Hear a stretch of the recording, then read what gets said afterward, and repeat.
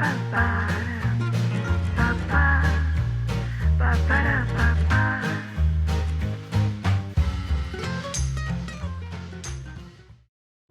I found this really cute Scooby-Doo fabric, and I just used a cardstock pattern that I created to pin onto the fabric and cut out.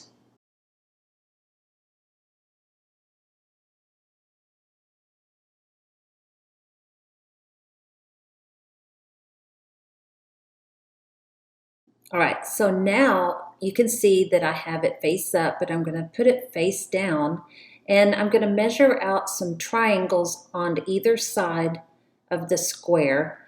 And for this, I'm going to make it 2 inches because that will be the size that the collar, that will fit over my puppy's collar. So 2 inches, I'm going to press it down after I've measured it out.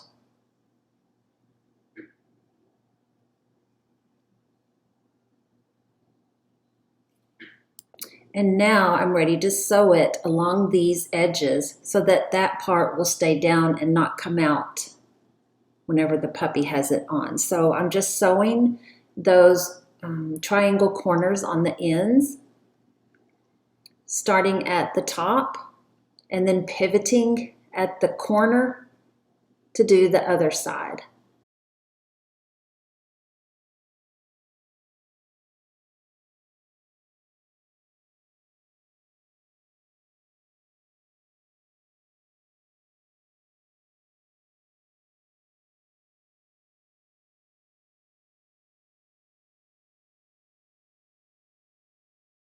Okay, so now I'm just doing the other end the exact same way. I'm going to go ahead and sew the little triangle that I folded down and pressed, go down to the end point of that triangle and pivot to complete the other side.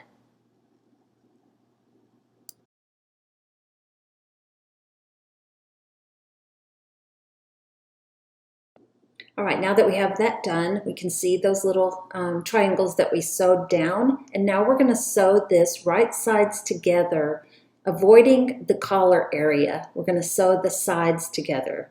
So we're going to start at the point of the collar on both ends and go all the way around the triangle up to the collar.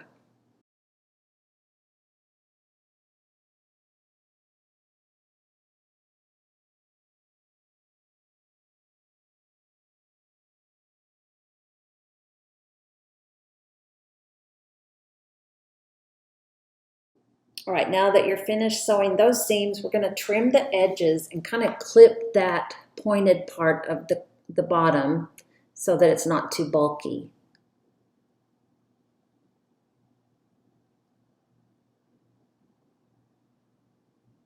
And then we're going to turn it out by going in through the collar, the opening where the collar is, and pulling it through. And then you can use a pointed object like a crochet hook or a pencil eraser end and kind of poke out those corners so it'll lay flat. I always like to press it before I do my top stitching. So I press it, and you can see the seams there where we created the area for the collar so those little ends wouldn't poke out.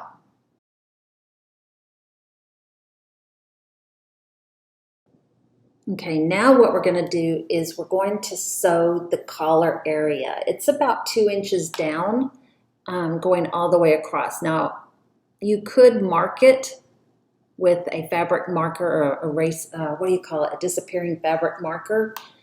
I usually just press it so that I can see the line, but in this case, I just use the edge of the seam guide to keep me straight on that line.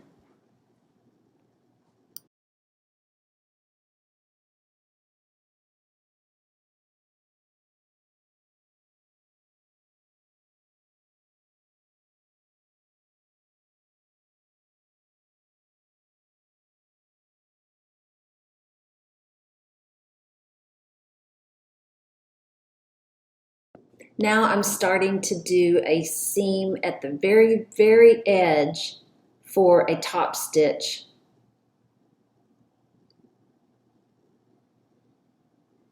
It just gives it a neater finish.